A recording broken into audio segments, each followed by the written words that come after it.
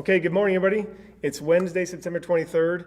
I'm here with our incident meteorologist, Brooke Taber, who you saw a couple days ago do a really good weather update. We're having Brooke back at the Break It Down Day 5 of 7 series because it's an important critical weather day. Real quick, we just want to make sure people post their questions here. We have information officers answering them. And also, thanks for being part of our community meeting last night. We have a lot of questions answered on that page, so you can always go back to these videos and watch them again, and then we do transfer them to YouTube. So Brooke, hot and dry today. The winds have changed a little bit. Go ahead and explain to the folks what's going to happen. Yeah, so overnight we did see good RH recoveries in a lot of the deeper valleys, the Ruth Valley, the Trinity Valley, and those locations. However, as this morning has unfolded, we've already started to see those winds increase. We have the Grizzly Mountain weather station right here and already gusting to 15 miles per hour. So what is that indicating to us? Well, we're already starting that mixing process. We're already starting that air to rise. And with that rising air, we've noticed a couple of smoke columns, one near DP 126 and another one on the visible satellite near DP 128. So let's break that down for folks, because they always say, hey, that means nothing to us, because they see this big map over here. Ruth area is right there. We have several different parts of the fire line already in check with the containment that increased last night, actually right in this area. So drop point 126 is above Ruth on a part of our fire that we can identify, so that when firefighters need to say, hey, I'm working from here south or here north, but just so everybody knows, DP 128 is in the Ruth area, or sorry, 126 in the Ruth area, and 128 has been this northeast corner of the fire that's moving off in the direction towards Wildwood, but there's a big containment line here. So that's the break it. Yeah, and to help with that, near the DP 128, it's where the terrain is starting to align towards the Red Mountain area. You're getting the winds, terrain, and that topography aligning, and those winds funneling up there have started to enhance that fire activity, especially in this area. And then just north of the Ruth area, as you go up on the mid-slope section, we're getting that heating, we're getting those winds to put on the fire, and that's really starting to help push it. With that, we have better mixing today, and I think that's going to really help out the aviation community. Right, okay, so folks have been asking about that. We have 7 helicopters assigned. We have 2 also coming into Reading to join the fight. Of those 7, 3 are big, heavy helicopters. They can move a lot of water. And we also have some scoopers and air attack overseeing from above. So we'll see, with that clearing, Brooke, what I'm hearing from you is we'll see the air show again. We call it an air show. That's a coordinated effort. If you could listen into the air-to-ground frequency, you'd hear a very coordinated attack. These pallets aren't just out there hitting wherever they want. They talk to hotshots, they talk to crews, and there are local crews here. The Trinity hand crew is here, the Lassen hand crew is here, the Mendocino shots are here. You have a lot of your local firefighters working directly to protect Ruth, to protect Post Mountain, Forest Glen, Mad River, Hettenshaw, Wildwood, and Hayfork. So your local crews, even though you don't necessarily see lots of yellow shirts out there, and we know you've commented on that, they're fully engaged. They're working with engine operators, they're working with heavy equipment dozers, and they are actively talking to those pilots. If need be, they put out a big orange strip on the ground for X so the pilot can see where to start dropping the water. They want to make sure that every bit gets right to where it needs to go. Now, what's going to happen with that?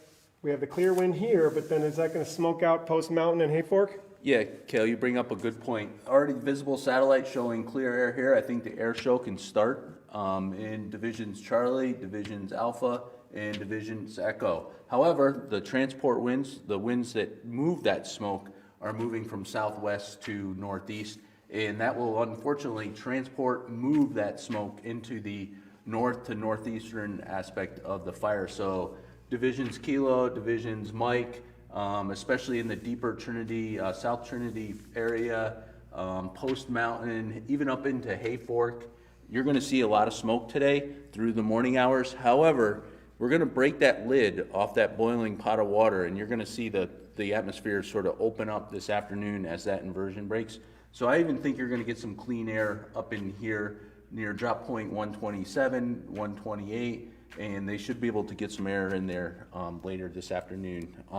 However, when you get those winds, that's going to help move that air. You have a real pretty good South Fork mountain range, 5,000-6,000 feet mountains. That air wants to rise up against them, and they're going to have some bumpy rides in the aircraft this afternoon as those winds 12 to 18, gusts 20, maybe even 25 in the highest terrain.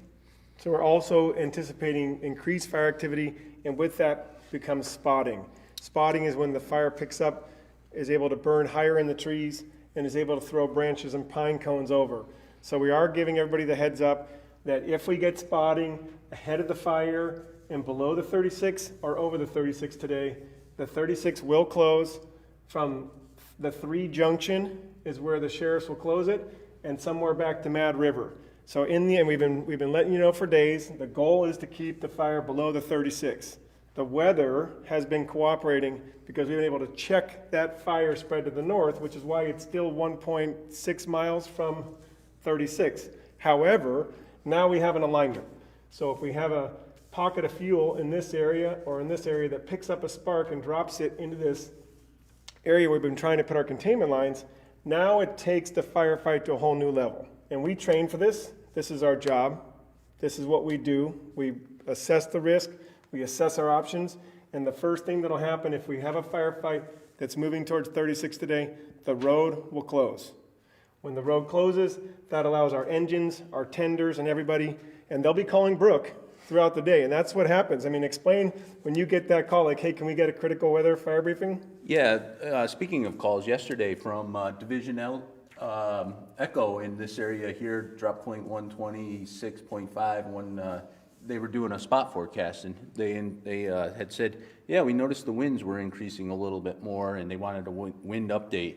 And so I was able to provide that, and this afternoon I expect some more calls wanting additional wind information, especially as they increase in the afternoon into the early evening hours, just to confirm the forecast, see what we're seeing in observations, and keep that communication of what's occurring in the field and how the forecast is verifying. And yesterday it worked out really well. The winds did pick up for a brief bit. We saw gusts 14, 15 miles per hour in the mid slopes of the Ruth. They held back their burning operations a little bit, and I told them to give them a little heads up that as we get into the evening hours, those winds will slowly start to weaken and the relative humidities will come up, and they were able to restart their burns in this area last night. So it was a successful transfer of communicating the weather observations in the field to what I was seeing on my workstation, and communication was very important.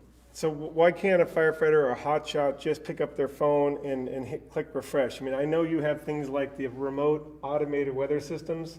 Here's one. There's another remote automated weather system here. There's another one here. There's another one all over the fire.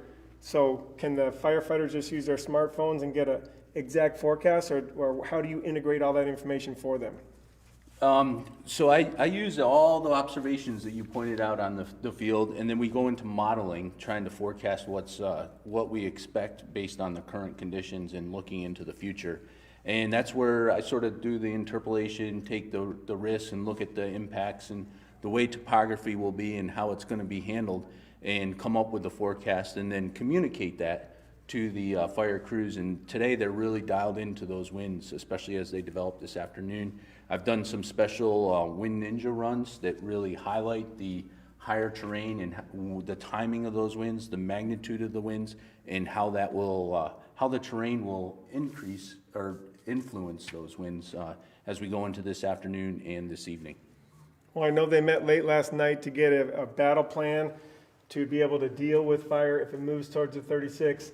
Post Mountain does have a full containment line on a United States Forest Service fuel break that was put in last year. They've opened that, cleared that up on the south. They've cleared that on the west. They're constructing the rest of the north today. Folks who didn't evacuate from Post Mountain who have been out have been able to see there's miles of hose lay. That's our big hose systems with pumps and tanks and Ys so that the firefighters can be ready to defend. That's a standard operating procedure. We know we've heard some rumors from some folks who heard, oh, the firefighters aren't going to protect Post Mountain, they're just going to protect Hayfork. That is completely untrue, and it's actually, I won't even share that with the firefighters because they would actually be truly hurt by that comment.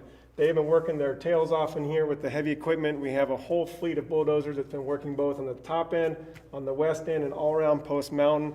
Right now, the highest priority to prevent structures burning where the fire is near is Ruth, which is why we have most of our hand crews actively preventing more structures from being lost. but everybody's poised to move around, take a stand on Post Mountain. If the firefight hits that way, we will go ahead and break in with the live news. I'm actually going to head out to the field today, and so somebody else will jump on the camera here, and we'll keep you posted. And it looks like Aubrey had a question from the audience. Yep, some folks in Hayfork are wondering how worried they should be, especially if this crosses 36. So the question for everybody, if you didn't hear it right from the mic, was, should Hayfork folks be worried today about a huge fire run to the north? And typically when we have these huge fire runs, and this is a whole different wind event than we're having today. I mean, for this fire to, and I won't take your thunder, but for this fire to travel all the way up to Hayfork in one day. Very low probability. And why is that? We just don't have the conditions to, for extreme fire growth today. We're looking at, a light to moderate wind event, 12 to 18, gusts to 20, 22. And the other good news is that as we get into tomorrow, our winds are going to switch from the southwest to the northwest. So that'll help push the fire. The change in wind direction will help change the fire direction a little bit within the area. And also with that change in wind direction, we're going to see a little bit of an increase in relative humidity and a little bit cooler temperatures. So not expecting nearly the fire growth tomorrow based on those weather conditions. Excellent. So a quick summary. Today is a watch out situation for our firefighters. We know that. We're prepared for that. We base that off of the weather and the fire behavior that our specialists give us. Tomorrow, we should get some help from the wind. So whatever we can hold today and defend today, we'll be able to definitely get a handle on tomorrow. And all those are the steps towards containment. In a firefight, it's a very complicated battle. Some days the wind is with you, some days the wind is against you. Today we're going to be all hands on deck, all aircraft on deck, and you'll see a lot more aviation in there. Please be careful. Please, your sheriffs have already asked you to not be in evacuated areas because fire is dynamic. It's a beast, and when it lines up, it can move. Now, moving all the way to Hayfork, extremely unrealistic, but a new start by somebody in the Hayfork area, whether they're working at home with a power tool, whether it's a hunter in that area or a camper or somebody making a mistake, that is the biggest watch out. And where I live in Alaska, where it burns quite readily, we always worry more about the new fire than the fire that we're already working on, because we have a plan and a strategy in place. If somebody starts a new fire, that would be an initial attack. All of our resources would go over to put it out. That's our job. We would do that. But so Hayforkers, spread the word. Fire ban is on. Be very, very vigilant. Be very, very careful, and stay tuned. Thank you so much.